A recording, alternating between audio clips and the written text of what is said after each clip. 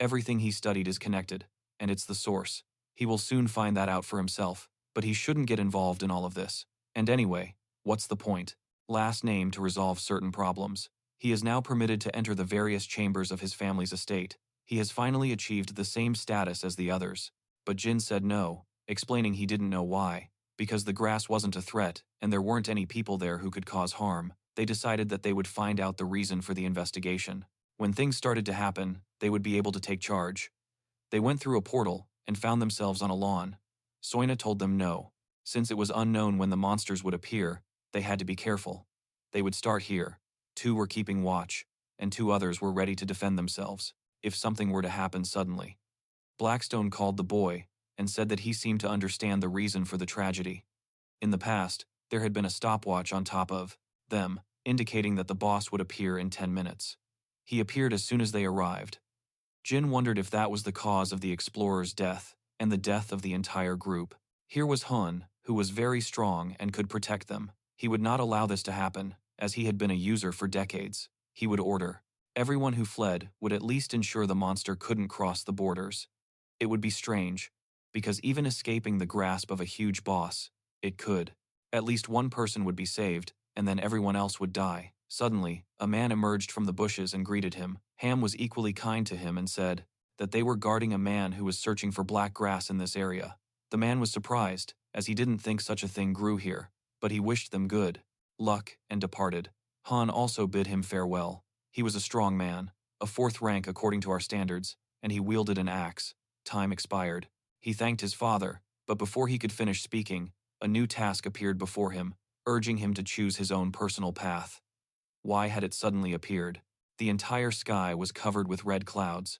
A huge berserker goblin monster emerged and headed towards them. It appeared unexpectedly out of nowhere. Immediately, they began to think about what to do, but Soina insisted that they had to flee because the monster was extremely dangerous. However, John told them not to worry because the goblin wasn't as strong as it appeared. Besides, everyone here is skilled and strong. Jonah told the girl to step aside and not worry. She had defeated goblins before and would do it again. Now, Jin realized that Soyeon hadn't died at the hands of the boss. They all died after their encounter with the goblin. They started fighting, and Yona began to help John knock the goblin to the ground, but she couldn't. It was too strong, and Hin was confused. The goblin roared, which meant that it was about to wreak havoc. It attacked Hin, but he repelled the attack, though they hadn't expected the goblin to be so strong. Yonai devised a plan to get as close as possible to the goblin, but for that, he needed Jin's help. Jin was already close to the monster and preparing to fight, although he thought Yongguo was underestimating it. Seriously underestimated the boss. Even if he knew monsters well, it wasn't a guarantee that he was right. He instantly cut the monster in half. Yongin didn't understand how he knew that trick, since he was only rank 2.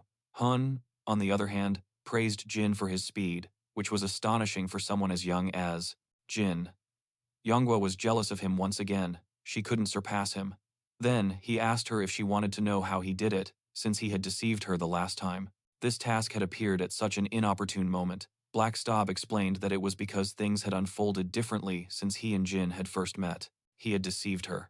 Jin laughed. Then Oina ran towards them and said that she had found something right next to the dead goblin, black thorn grass. This meant the mission was complete, and they could return. It had been quite difficult, especially since there was a reward located near the monster. Everyone was happy about it and hadn't expected such a surprise. Suddenly, Monjan yelled at Jin to step back. Just then, something flew towards the tree near them. It was an axe.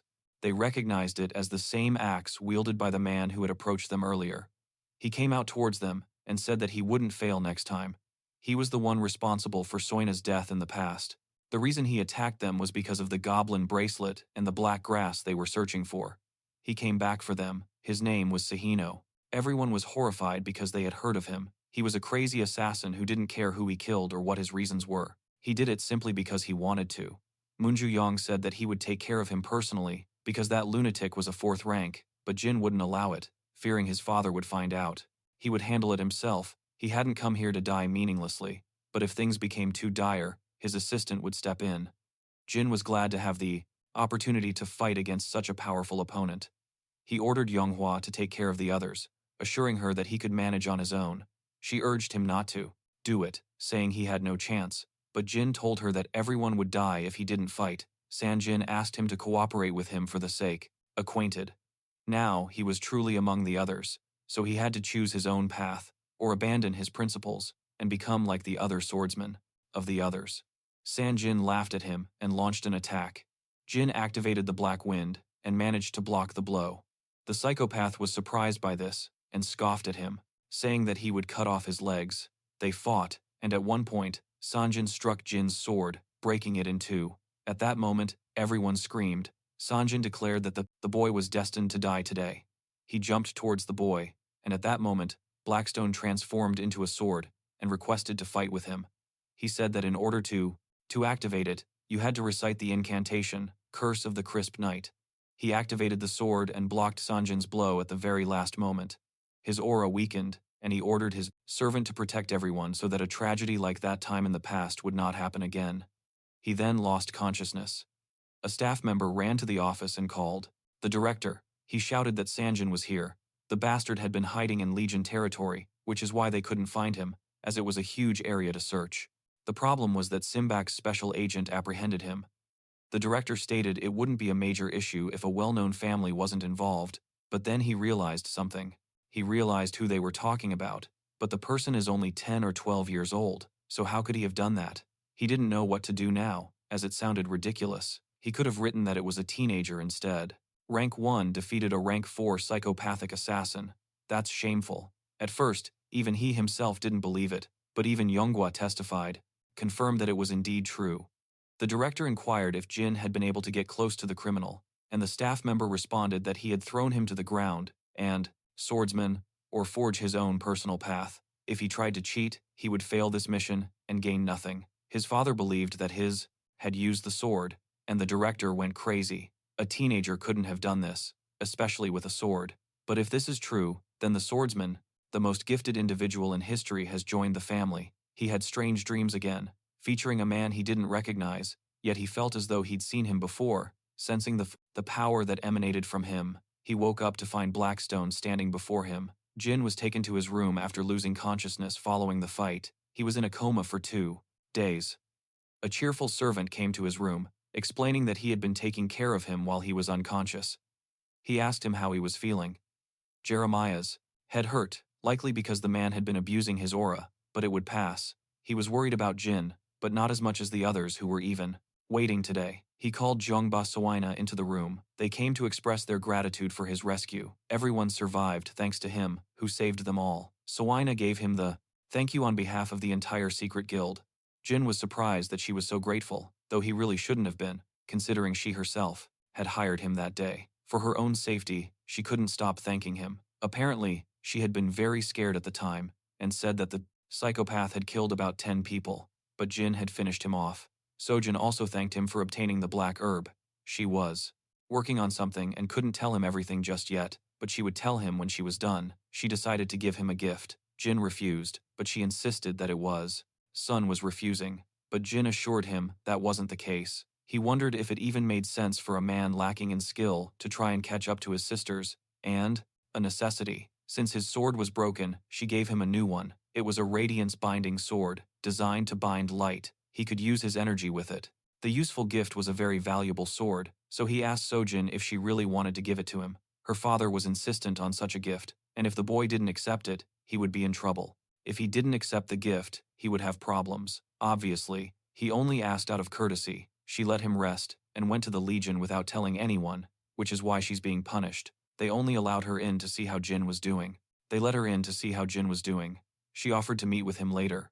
Blackstone told him that his family at least cared about their children, while Bok didn't care at all.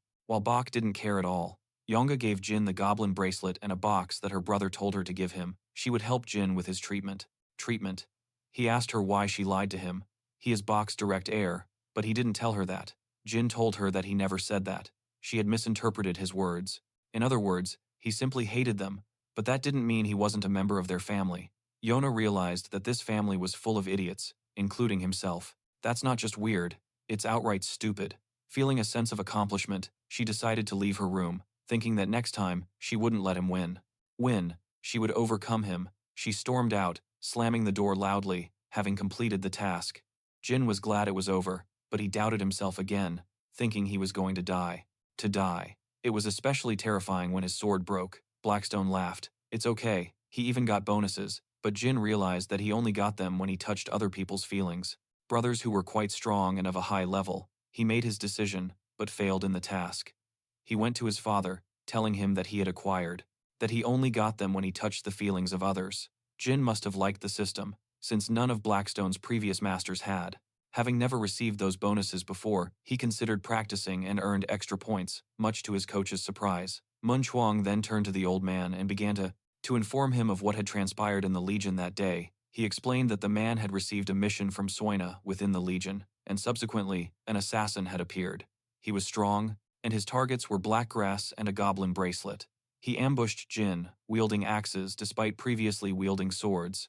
They searched for him everywhere, but he remained hidden. The old man became intrigued. The servant recounted how the old man's son had overpowered the outlaw, using a black aura, unlike anything he had ever witnessed. He wasn't certain if it was the sword's aura, because even though Jin possessed a black aura, the sword emitted a different one. He had never encountered anything like it. It was stronger than the aura of. This boy's swordsmanship would never bore the old man. He was delighted that the enemy family and the secret guild were now indebted to his youngest son. He had never praised Jeremiah before. Meanwhile, with 22 days left until the test, the old man pondered what it would entail, and ordered Jeremiah to be brought before him. Blackstone stood next to Jin. From that day forward, the boy would have to focus on two things. He had chosen the path of the sword, as nothing else appealed to him. The training from his master. Now he had to practice diligently, pouring his entire being into the art of swordsmanship. Even if he only brandished it once, that action, sufficient skill in individual training, and wanted to continue with it, with his permission. His father said that if Jin had a coach, he would learn much faster, should also carry a certain significance. Jin contemplated these words as he gazed at his sword. A sword without meaning is the same as a sword that is meaningless. Jin doesn't use his second skill. Instead, he uses footwork. This was odd, considering he had been learning another method from his family, and Blackstone had seen the type use this method, which his family had passed down as an inheritance. A method where one balances using their back and then moves forward. Jin confirmed that yes, it wasn't bad, but that method didn't suit him and had no place in any of the divine family's skills. Jeremiah was surprised by Blackstone's statement, but he understood roughly what he meant. The sword art that Jin was studying now had a high degree of freedom, which is why it could be used in any situation, but his family's abilities were too standardized. He could use them at any time, but he had to. Repeating them until he embodied the chosen movements and swordsmanship made no sense. It wasn't something that suited Blackstone. He agreed that the guy was thinking correctly. If he studied the techniques that Blackstone advised, he might be able to dodge the axe flying towards him. When his sword broke, he was unable to move in those few seconds. Blackstone said he would teach him everything. The technique was called unknown footwork. Jin, then. Create with your movement or desire. First, you have to separate your feet to shoulder width apart. It doesn't matter which foot you take the first step with, but you have to understand. Much, much faster. But Jin refused. Jin insisted it was his personal choice. His father didn't hesitate long before agreeing to give him 2 months, after which he would test him, and if, which side the sword is pointing towards. He felt his steps were much lighter. There are predetermined movements, but in all likelihood, there are also variations within them. Constant movements naturally and seamlessly connected to each other. This meant that no matter where he was, he would always be able to attack with his sword. Drawing his sword, he attacked the trainer. He decided that Blackstone was right about this footwork technique. He would be able to use it at any time, situation, but this was solely to Jin's credit. He could control it, and was able to create it himself. Jin thought about his abilities at that moment. He was called by Moonju Yan, who was approaching him. He told Jin that he had something to tell him. The old man ordered him to bring Jin before him immediately. It seemed that finally, the time had come. The old man had made a decision about the test, and in a moment, the test was before him. After greeting him, his father ordered Jin to. He would get up, and that was to prove a point. He didn't care about what was happening around him. The old man said that Jeremiah should know why he had been summoned, and then he told him, who remembered that he had to take the test. The old man decided to briefly explain what the test entailed. At that moment, he called for someone to come inside. Jin turned around and saw a man walking toward them. He greeted the old man. Jin couldn't believe what he was seeing. In 3 weeks, there would be a competition, and the old man advised him to use his third-rank aura to defeat his opponent. That guy was Baek Hun. In order to pass the test, he didn't pass, he would punish him. He asked if that was acceptable, and Jin decided to prove his point.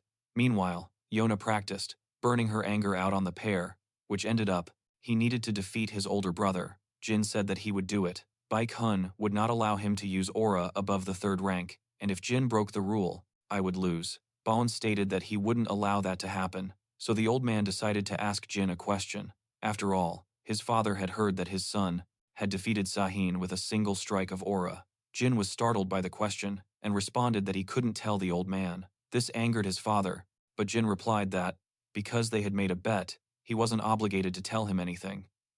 Jin added that he believed his father had some plan for him, since he had said he would finish his training after Jin took the test and he saw what he was capable of. So Jin accepted, stating that, as in a bet, he couldn't tell his opponent about his weapons. That's what Jin said.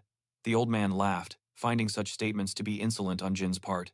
He was already looking forward to seeing who would win this bet. They both left their father, and Baon told his brother that he didn't think the opportunity to defeat him would come so soon and so quickly. But Jin replied that he had been waiting for this opportunity, since he now had the chance to humiliate Kojan to the fullest extent. His older brother told him that this guy has a great talent for making people want to kill him. He should try harder because if he doesn't win this bet, he will be in big trouble. But Jin said that the duel would not take place today, so his brother needed to calm down. They would still have time to observe him, but he was actually worried, since even Baek. Why would Jin want to wear the mask when he's already the son of such a powerful family? Unless he wants to do something illegitimate. He really wanted to use the mask. Spoiling, it was new and expensive, and her father wanted to have a conversation with his daughter. But Yona said she was not in the mood to talk right now and ordered the Hun was a worthy and strong opponent. Jin didn't have a plan, so he was still thinking about it. Now, Blackstone suggested that, since 3rd stage aura could not be used, rank and that Jin possessed a 4th rank aura, yet he had lost. It might actually be easier for Jin to defeat his brother, who only had a 3rd rank aura.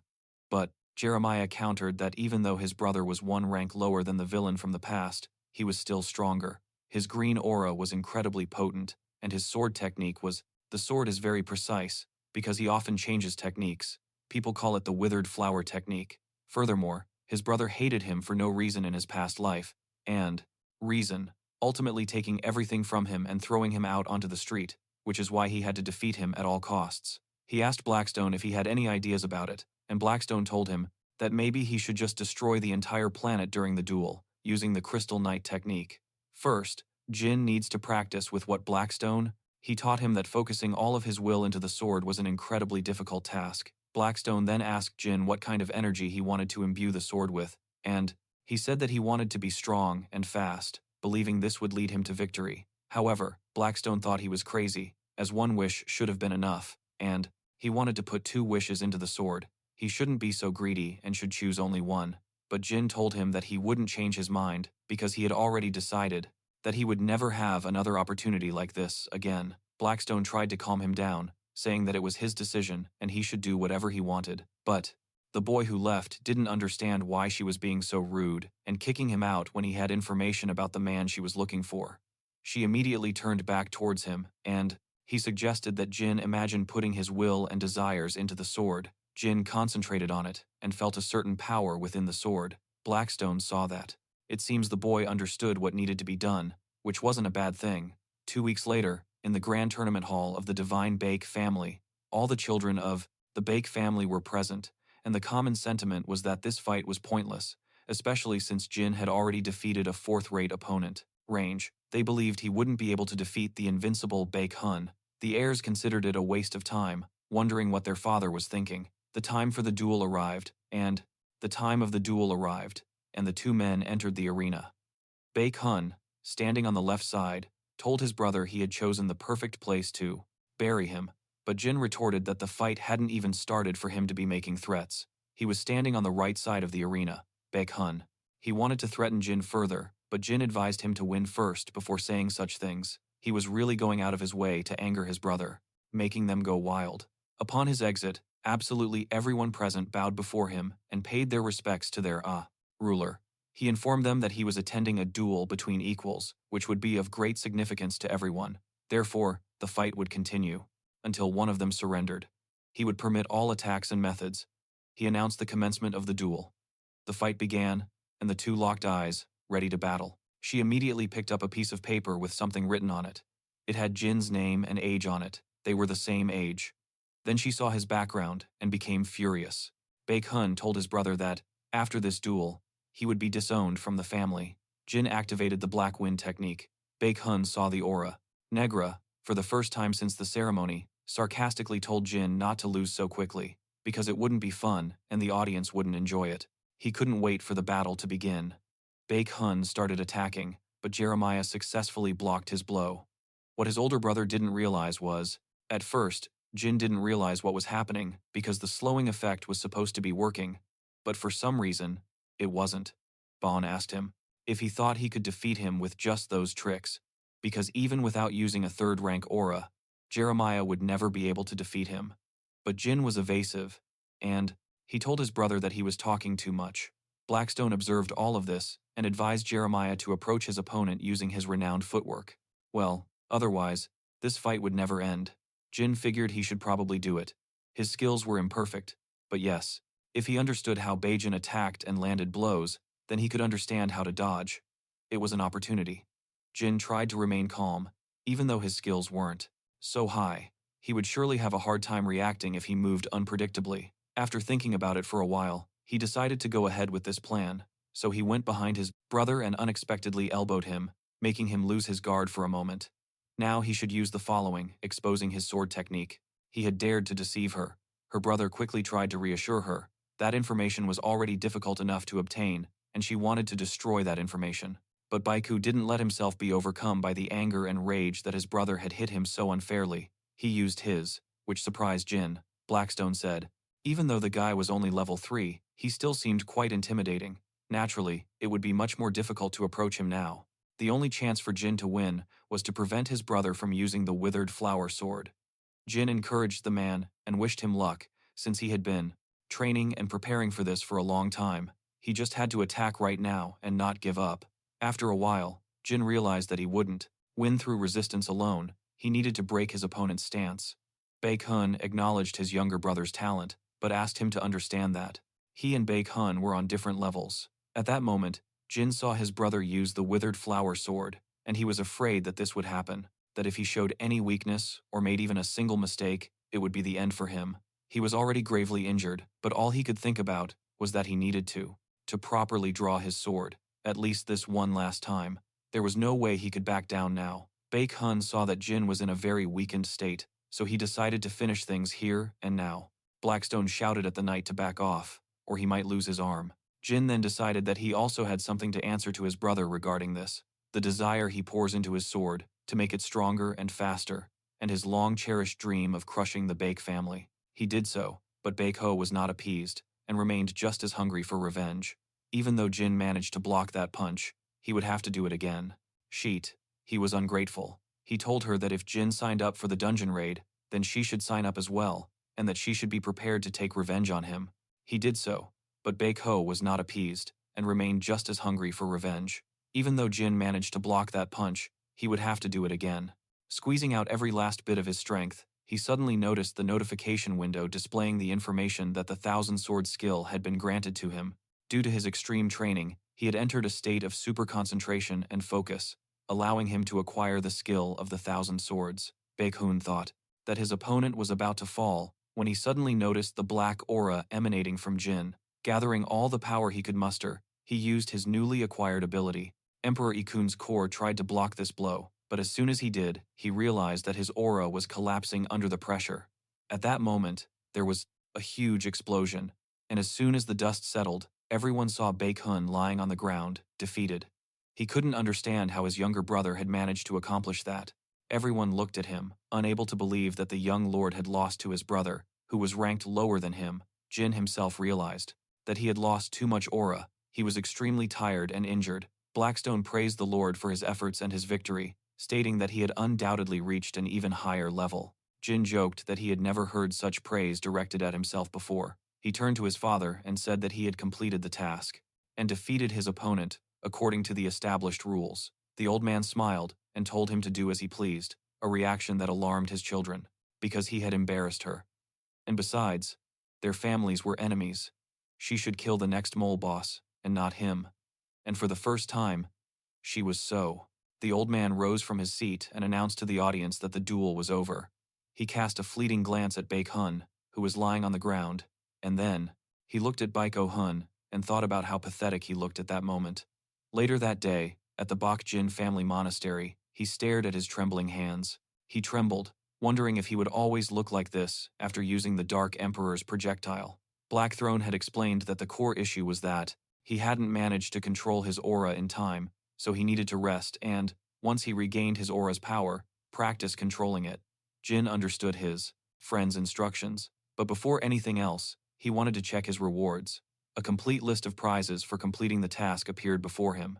In total, he received 700 points, which made him very happy. He also noticed that Blackstone was pleased. He received an extra 500 points for surprising a large number of people. Blackstone was surprised by the number of points, but Hin accepted the reward as valid. He thought it was quite a useful system, awarding points for surprising people, which would undoubtedly work to his advantage. Blackstone agreed with the master. The more he surprised, the more people he surprised, the more points he would earn, and he was happy for the boy, since it was a good motivation for him to develop, especially since he seemed to like the scoring system. Hin collapsed onto the bed, relieved. He had been quite lucky training on his own, but he wouldn't have been able to achieve this otherwise. He looked at, concerned about someone else. Their confrontation appeared quite intriguing. They had come to practice, and were back to square one relatively recently. The hand that wore the goblin bracelet, which had helped him win this battle. Blackstone recalled that while Hin was unconscious, that girl hadn't. She wouldn't let anyone even touch that bracelet.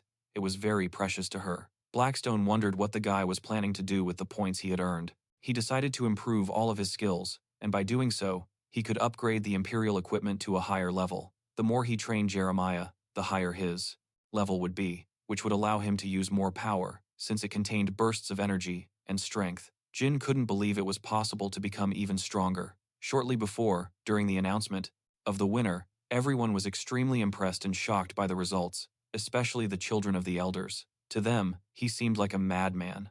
He literally admitted his defeat in front of everyone, since he had definitely bet on Baek-hun. It was hard to believe.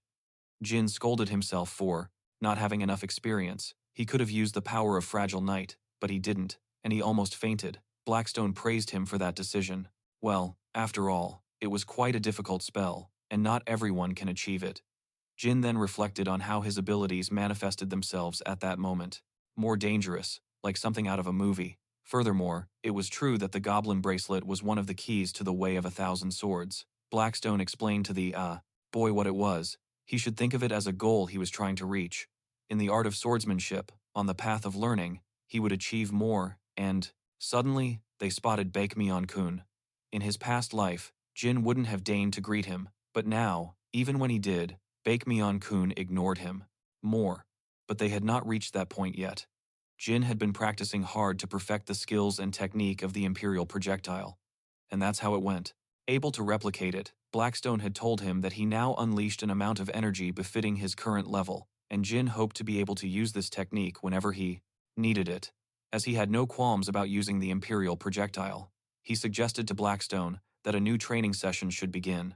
Training right now, to which Blackstone responded that he was just making a suggestion, so the next session would be focused on developing his legs. A new training task appeared in the quest window. Jin realized that he shouldn't have expected a divine sword assignment immediately after defeating his brother. His father wasn't the kind of person to give him a breather, so it must be the work of one of Jin's brothers. Jin was holding a flyer that stated he would have to fight against people of a higher rank in order to honor the family. He was certain that this was Baon's doing. He didn't know exactly how it happened, but without a doubt, it was her, and Kimono and Yusu were going to fight him. They would be assisting her. In his past life, they had been part of his Blackstone faction. He asked the Lord if there was. He understood clearly that his fifth sister wanted to get rid of him, and the Lord told him that it could be due to her fear of him becoming the next Baek-hun. She is definitely plotting something. And Blackstone suggested that the best course of action would be to back down. But Jin told him that he couldn't do that he had to go and do what he had to do. And that made perfect sense, because why would he greet a man who had given him a beating upon their first meeting? He needed to put everything behind him and move forward. Furthermore, he told him that there was something very beneficial at the venue of this event, so he was sure that he wasn't in any danger. he decided to go ahead. Bison was playing dirty, so Jin planned to do the same that very night at the Bok family monastery. Jin was incredibly excited and rejoiced at the thought of it.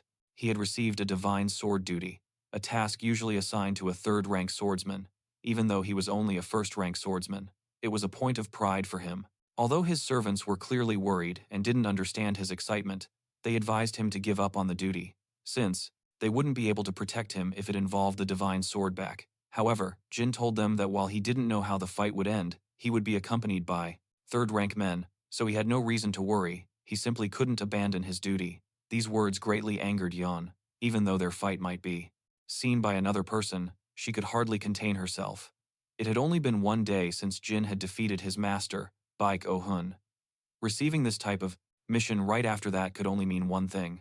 Blackstone could tell that the servant was deeply worried about Jin, but he thought that Mon Qian doubted his strength, even though he had taken on the third-rank mission.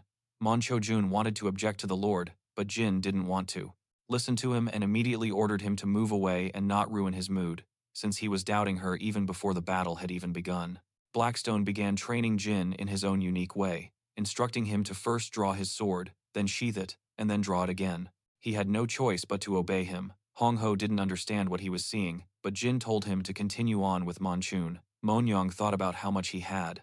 He overestimated Jin, thinking he was intelligent enough to make calculated moves. Greed was eating away at him. Jin looked at him, and he thought he knew exactly what Jin was thinking. He appreciated that he was worried about him, and told him to notify the administrative department that he was taking on this mission.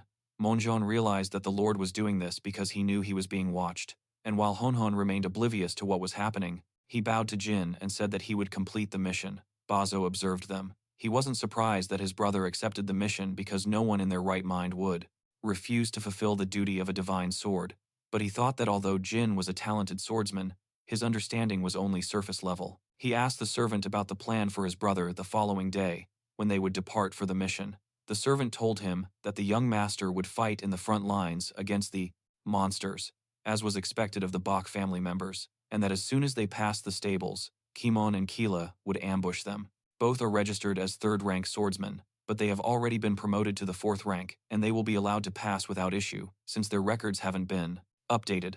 No one knows that they are related to Bison, so he assured him that he would have no problems. He could see that the servant was ready and handed him.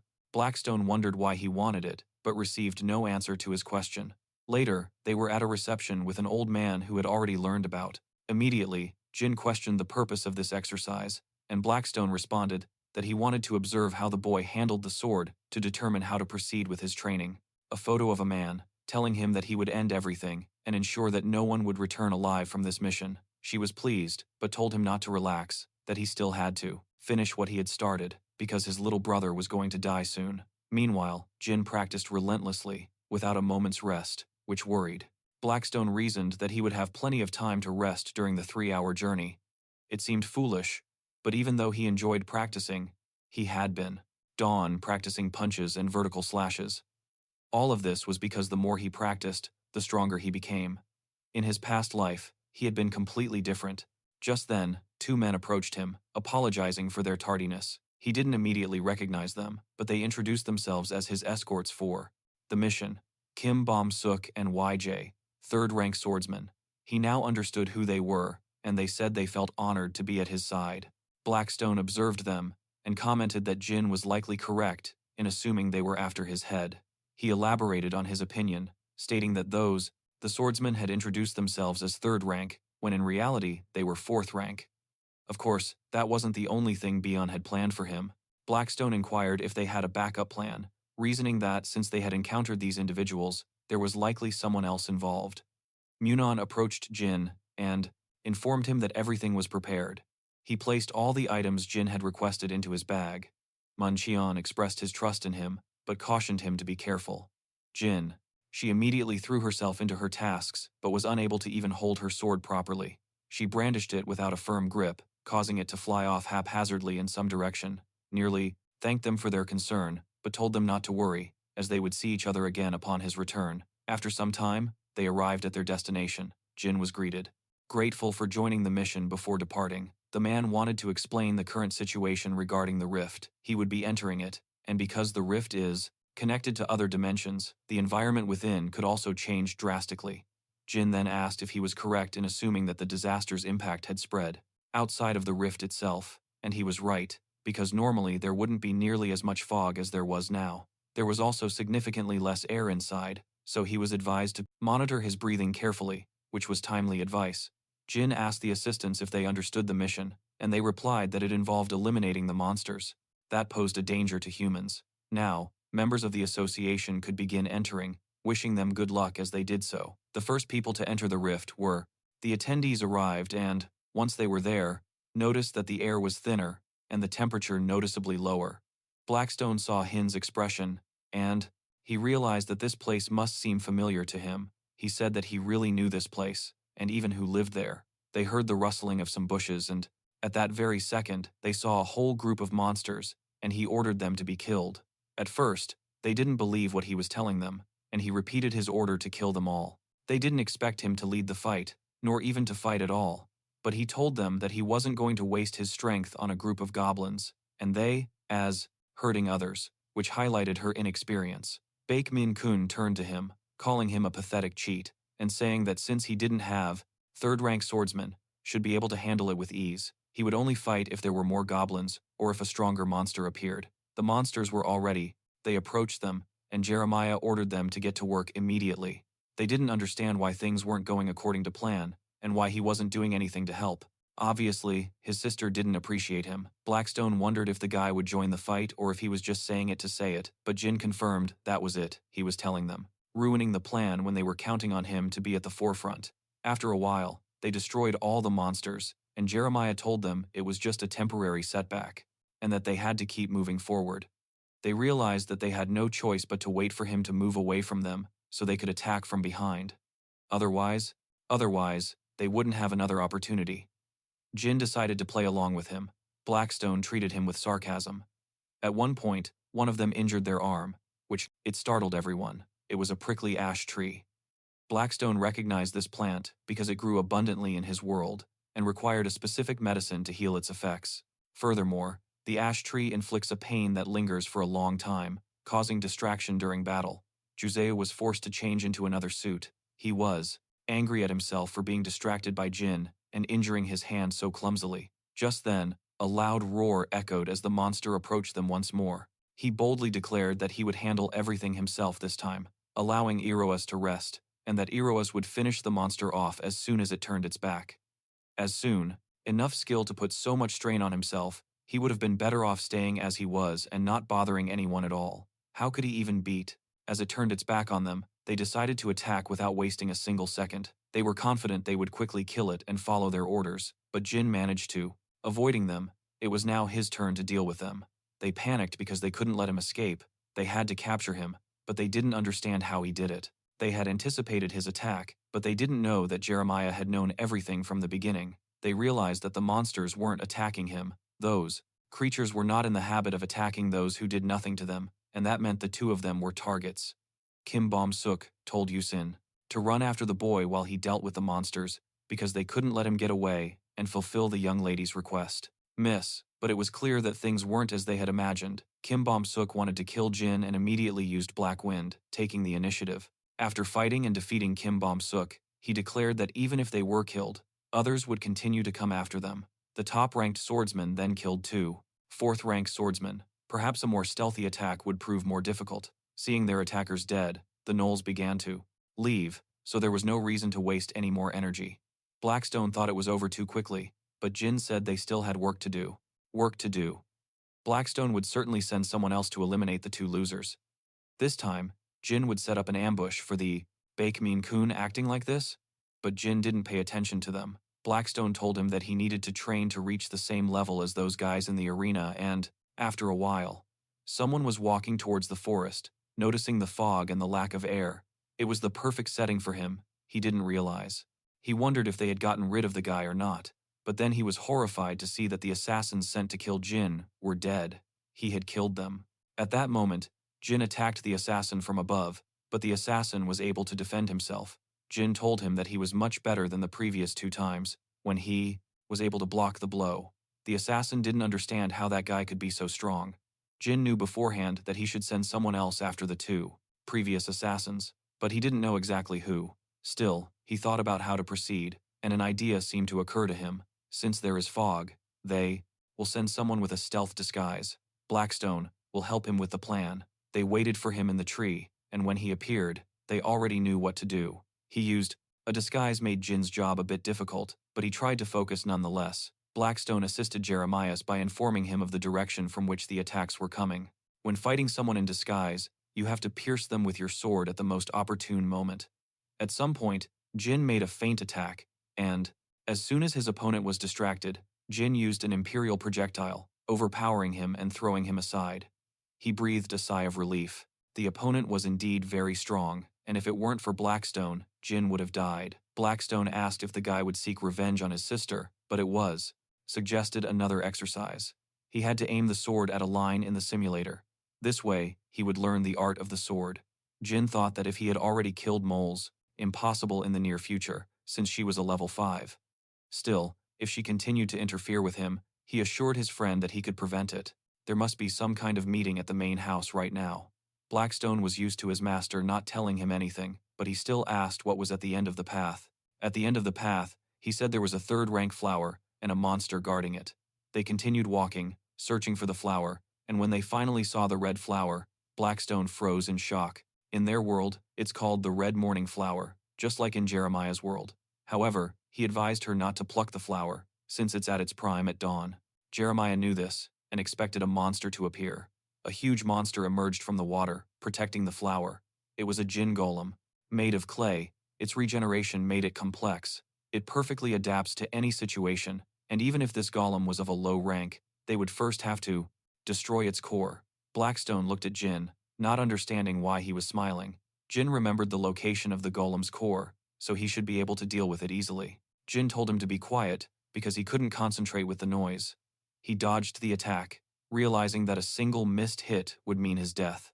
Jin realized that the golem moved in the same way as the troll he had encountered in his previous life, but if he didn't dodge, he wouldn't get past it. Now the monster's stance was ruined, and only stones remained of the golem. Jin poured strength and admiration into his sword, as he needed speed. Creeper, this task shouldn't have been difficult. He struck the wooden structure with all his might, once again causing problems for the others because of this, to perform such a powerful attack. However, they both realized that the core wasn't destroyed, and the monster would soon revive. He wasn't discouraged by it, as he believed it could be beneficial for his training. Initially, Blackstone didn't grasp what he meant. Jin clarified that the golems, gems that revived and attacked, would be useful to him. Then, Blackstone understood that Jin wanted to have some fun with the golem, because he knew where the core was located and that he could destroy it whenever he wanted. It was all for practice, even though it was likely quite foolish to do something like that at that moment. He aimed with Blackstone at the almost spawned monster and asked if it would be correct to strike in a straight line despite the sword's swing. Blackstone confirmed that it would. After saying that, he cleaved the golem with a single strike of his sword, but he was dissatisfied with what he had done, as the technique he had been practicing was far from being perfect. Blackstone thought it was a bit crazy, but nevertheless, she did not object to the master's decision.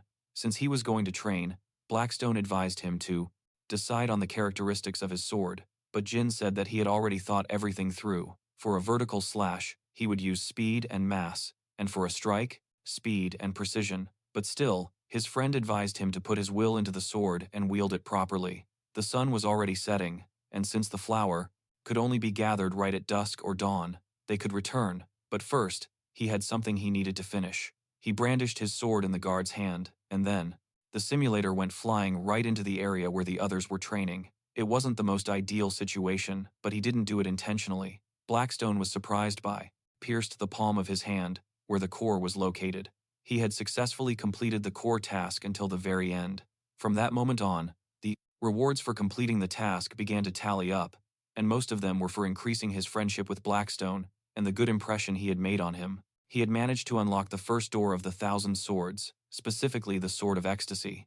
The Mass Sword had also been created, a path of swords that contained rapture, the power of the mass, and the mist that collects cuts. Blackstone just wanted to be given everything he deserved. Jin shook his head in surprise. Jin asked what the mist that collects cuts meant, but Blackstone himself was surprised that the guy had learned the technique. He told Jin that he had to take care of the morning dew flower. The guy jumped across the swamp to the island where the flower grew. It was orange, which meant it was time to pick it. Jin thought about how lucky he was today, because first, he got a toy. Training that would never break, and now, a morning glory. Blackstone questioned whether using a golem for training was okay, because it was dangerous and stupid. But Jin saw nothing wrong with it. He was a bit of a show-off, but he was lively. They had completed the mission and could return after a while. Jeremiah emerged from the rift. The association man was waiting for him outside, praising his work, but asking where the other swordsmen had gone. Jin's attitude toward his brother. They were supposed to still be practicing underground, but it seemed clear that Jin had already begun gaining experience there. Swordsmen were. Jin told him that they had been attacked by an assassin during the mission.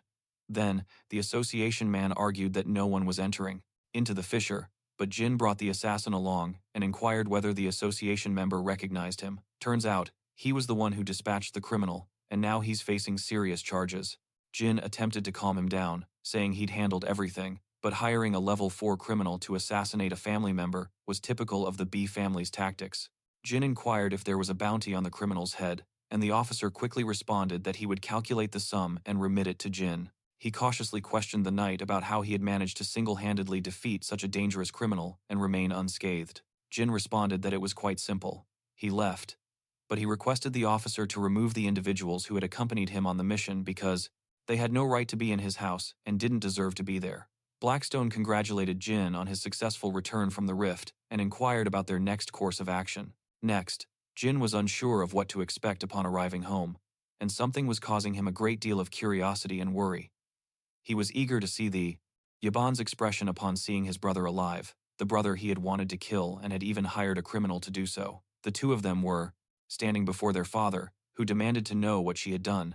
But Baon remained silent, perhaps fearing his reaction, and certainly not to be told to his face what they thought, instead of behind his back.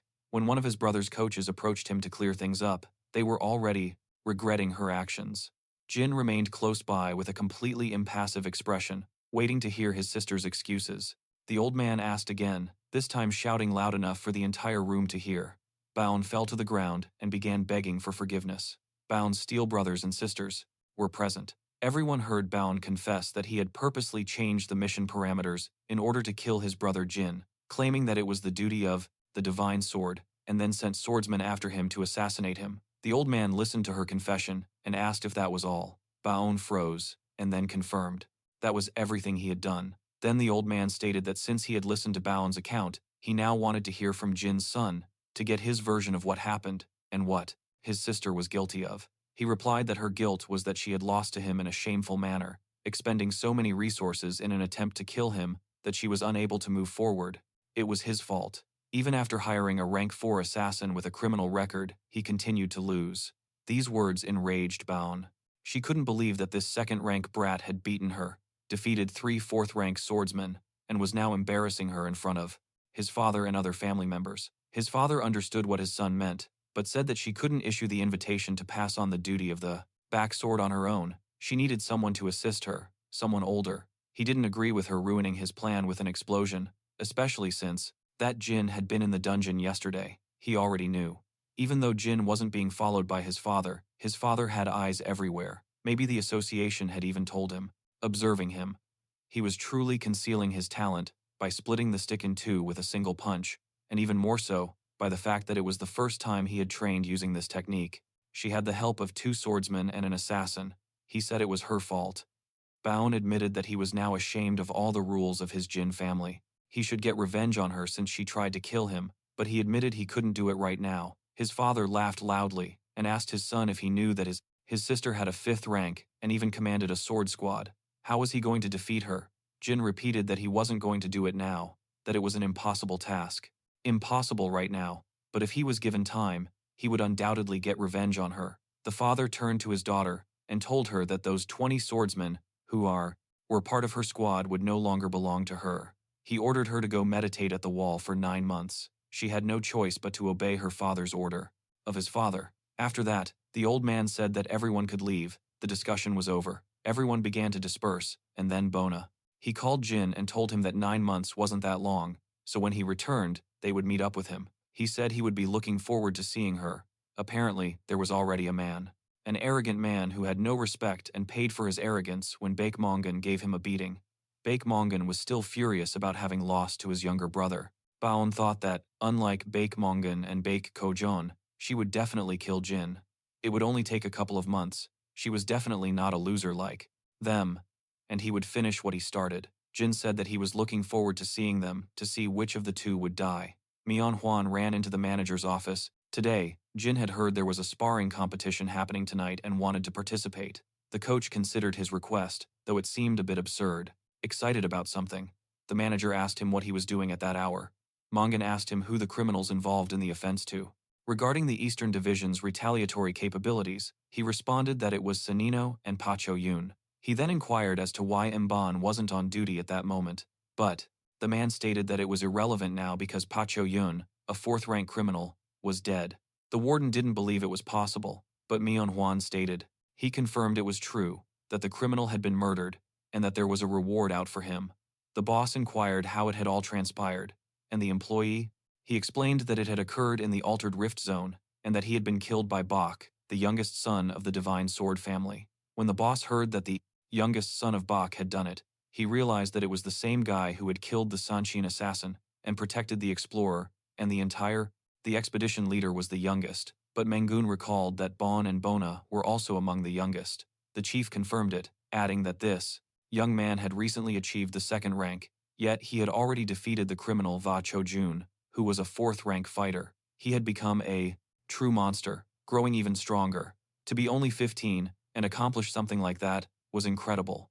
Jin checked his status. He was now a third-rank swordsman, and each day, he grew stronger. He complained to Blackstone that it seemed things were only going to get worse and more troublesome from here on out. He wondered if the Lord would be. After seeing what Jin accomplished in training camp, the coach looked at BMK and decided to let Jin join the competition, asking if he could handle the workload.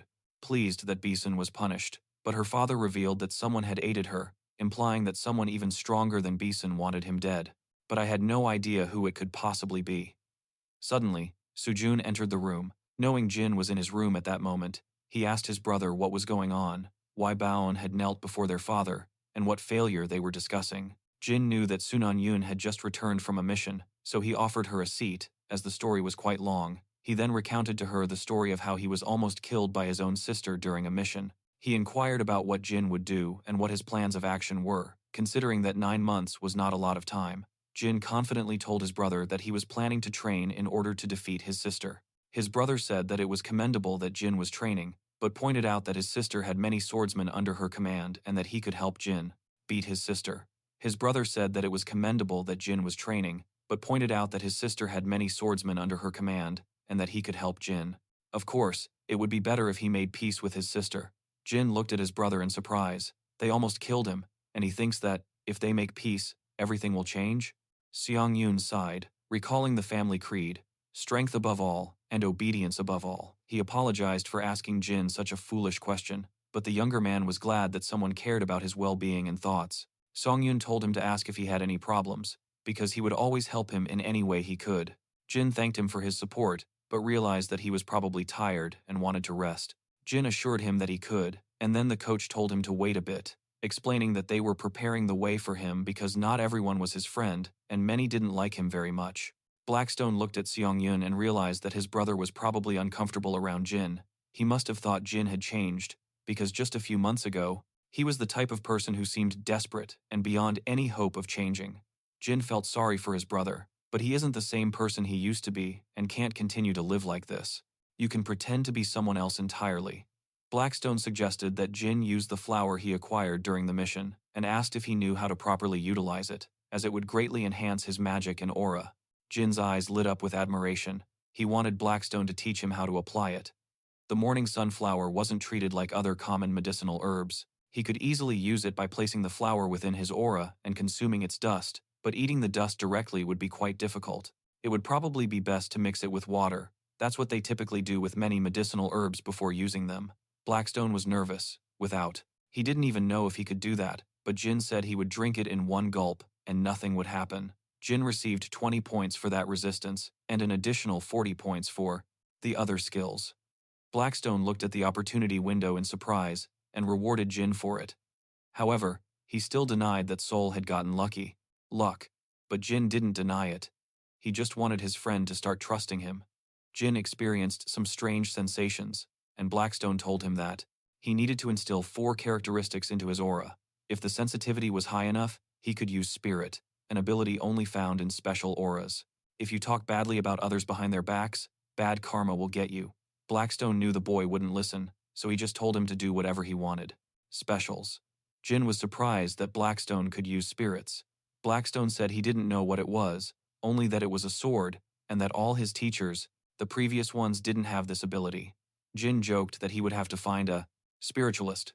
Jin wanted to fight them. The coach then introduced the new competitor to them. He asked if they minded him participating, and everyone was fine with it.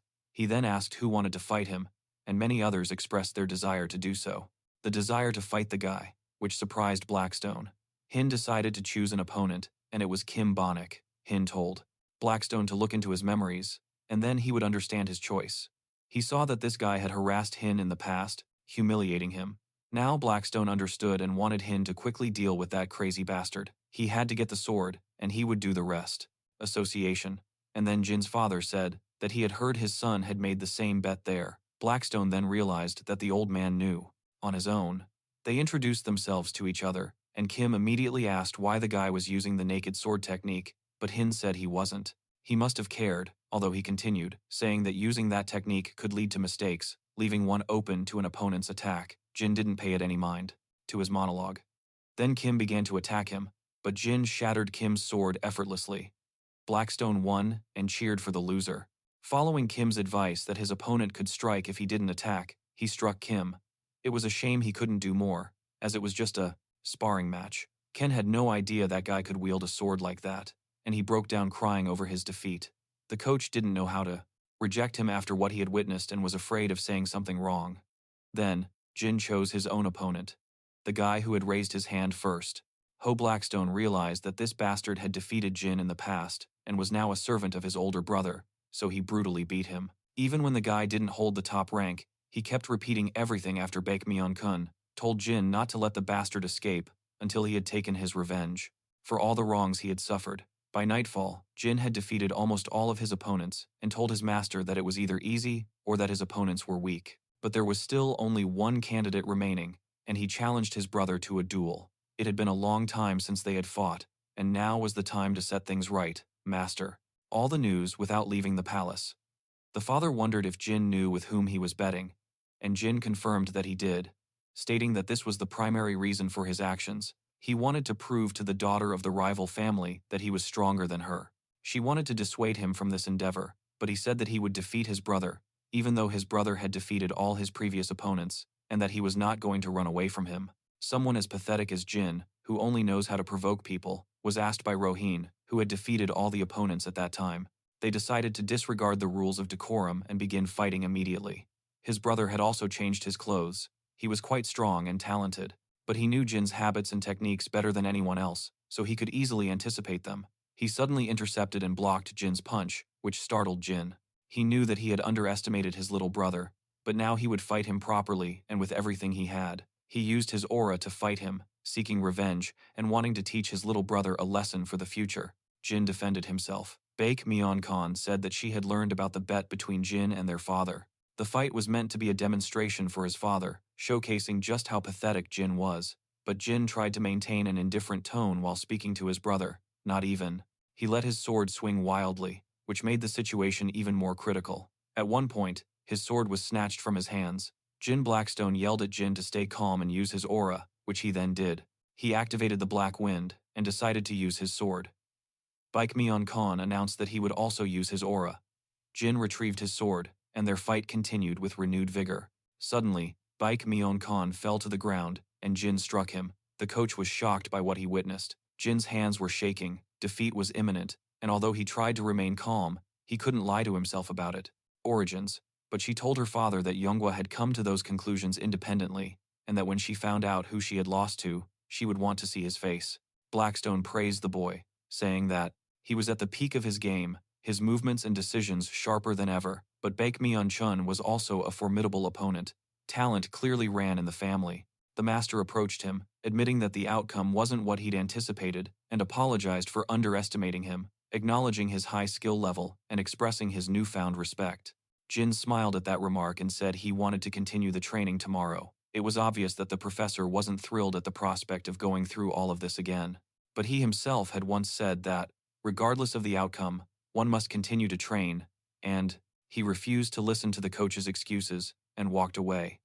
Suddenly, he realized he had completed his task, eliminating his enemy's rivalry. He remembered the task, but Blackstone figured the guy earned those points by being able to surprise him. Blackstone could use him as a servant whenever it benefited him. A servant hurried over to give Jin a letter from the administrative office. This organization handled missions, documents, and errands for his family. So what did they want from him, especially since they had never contacted him before? But when he opened the letter, he saw that it wasn't really a letter at all, but a request from someone outside the family. It was from an association, and their request had been sent through the administration because Jeremias didn't check his phone. He hadn't used it since registering with the association. He liked that answer and said that he would allow his son to use all of his family's available funds, which meant that, should anything happen, he could use his family name to resolve certain issues. The servant suggested he go to the administration to get the full details regardless. The training was already over, and he turned to those he had defeated, advising them to clean themselves up because they would be doing it again tomorrow. His phone was there on the bed, but it barely had any charge, so he couldn't hear the notifications. Blackstone asked him if he had any friends he kept in contact with, correspondence, and he responded that he chatted with one person. Besides, it was strange to hear something like that from someone who had never had friends and had been locked in a sword for millennia. Locked in a sword. He decided to see what the request was, and when he opened it, he saw that the association was asking for help to defend the Legion's first district. The Legion district was a place where monsters constantly appeared. It wasn't much different from a dungeon, and it could be a great place to train. Since monsters would be there all the time, it makes sense, but it's not a popular place, and considering he got lucky with the reward for the mole boss, he might not. Taking him there was John Insu, who had asked him to come, and the name sounded familiar. He was the man who sent them to the cave with the moles, so he must have been helping him, which meant that, regarding what Jin said about his Blackstone family, he suggested that next time he should insult his family even more. Maybe that would help him even more. If Jin hadn't snitched on him, he would have expressed himself like that every day. The petitioner was Soina Hin. She wondered why Soina would go there, being the only daughter of the leader of a magic guild. This guild, he is now permitted to enter the various chambers of his family's estate. He has finally achieved the same status as the others, was associated with manufacturing, and made good quality items. They were fighting for first and second place in that field, but Soina arrived at the Legion district, and everyone who was with her died, and after that, the guild searched for those responsible, but unfortunately, they couldn't find anyone. You shouldn't go there, because it seems dangerous, but if he can save them, he will go for Soina and Hinsu. He's grateful to them, and Hin didn't expect that. It would be terrible to stand aside. Blackstone showed that a new request had arrived with the title Binding Destinies. It was risky, but Jin had no other choice, so he accepted the assignment. They were outside, and Blackstone asked him how he planned to cheat this time. Jin didn't want Blackstone there. He took Milan and all of his family's armaments. Ju told Jin that they hadn't called Yonghua, but she came anyway. They didn't understand why they kept seeing her on the missions, but they couldn't avoid it. However, she didn't come. Here in her past life, she lived until Jin's death. She approached him, telling him she knew he would be there, calling it a nice coincidence. He asked her what she was doing there, and she replied that she wouldn't tell him everything. Blackstone interjected, saying they were all there for the same reason, and that he was asking stupid questions. In that moment, So approached them, mentioning that not many people would accept such a mission, and that she honored their bravery. She wanted to tell them their purpose. Their purpose was the investigation. She had heard that there was something called black spike grass in that area. Blackstone then asked her if that grass had caused his death in the past,